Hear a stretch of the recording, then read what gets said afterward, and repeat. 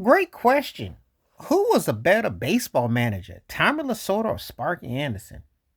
And they were once teammates, but because of their rivalry, and that's back when rivalries mattered. When you start talking about old baseball and football and basketball, and I gotta talk to an era that don't know nothing about rivalries, because that's a dirty word today. You don't see it.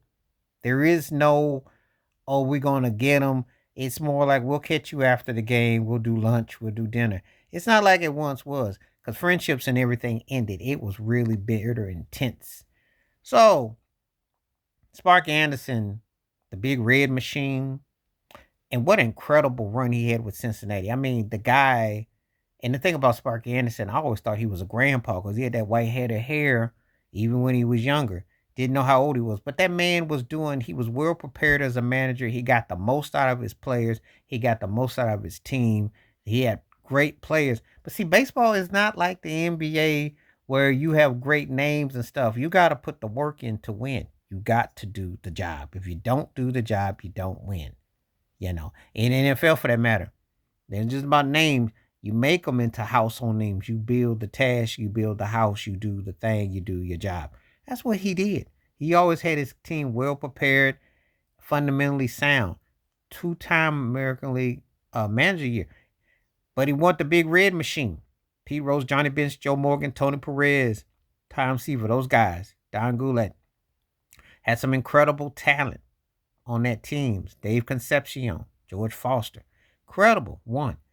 But you want to really tell me where Spark Anderson's legacy took a whole nother went? Yeah. Went to Detroit Tigers back in 84. And that magical room with Jack Morrison when they were incredible and they won the World Series.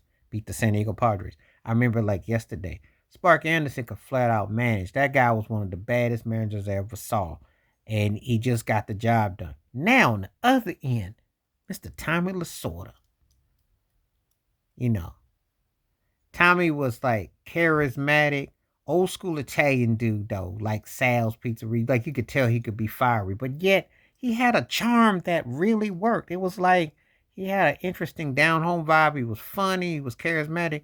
His teams were well prepared. Sometimes they just went against better teams. It's like in the case when they lost those two World Series in 77 and 78 to the Yankees. Think about it. He wins one of those World Series. What happened later on, he has the same amount of whip chips as Sparky. He might be held differently. He was an interesting character, but he did beat the Yankees in 81 with the emergence of Fernando Mania, Fernando Valenzuela, rest in peace. Steve Garvey, Ron Say, Davey Lopes, Bill Russell, Dusty Baker, one of my favorites. Just the incredible talents of teams, and Fernando was incredible and how he did that. And then you fast forward to 88, beat that one of the biggest upsets ever in baseball history, the Oakland A's, that game one when Kirk Gibson hit that 0-2 pitch off of Dennis Eckersley in the right field stands, and they swept the mighty Oakland A's, which that's when the A's were like the team to beat. Incredible. And it was so light to see Lasorda leap up and win. Just incredible. Incredible. And I remember all his protein shakes and all the commercials he did. And, well, he was just an entertaining cat. But he was old school Sal, though. Don't get it twisted. But won a bunch of pennants, was very successful. Just went against some better teams. That's the only reason why he don't have more, when you think about it. But had a great career. But Sparky's going to get the edge because of what he did with Cincinnati and what he did with Detroit. It's a great battle between the two, though.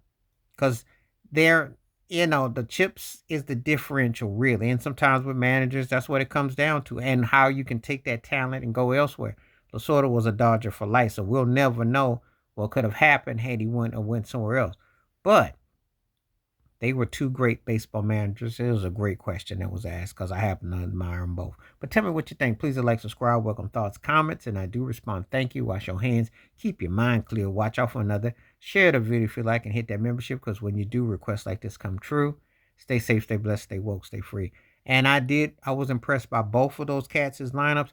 Again, you had to have a certain ego and a moxie to understand it and to pull it off. And they both were two of the most successful baseball managers ever. All right, peace. I'm out.